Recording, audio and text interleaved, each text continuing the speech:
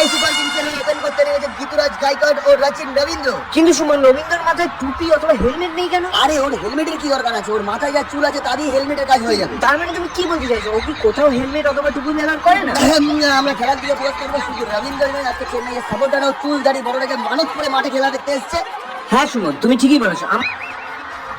No ball. এ কি বল? হোয়াই দিস ইজ নো বল?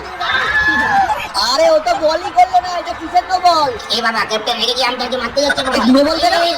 আসলে ওর সঙ্গে যখন কথা হচ্ছিল ও বলেছিল 10 টাকা বল করবে, কিন্তু এখন করছে 14 টাকা বল। এত দূর থেকে বল করা যাবে না, এই জন্য নো বল।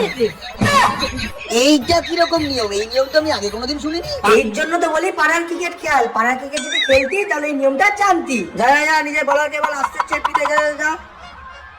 আম্পায়ারের কথা মতো রেয়াজ কিছু একটা বুঝিয়ে দিচ্ছে মিসেস স্টার্ককে। কিছু একটা ভালচালি বোঝাচ্ছে হবে। হয়তো মালিকের বিচিটা বন্ধক থেকে ছাড়াতে হবে সেটা মনে করিয়ে দিচ্ছে।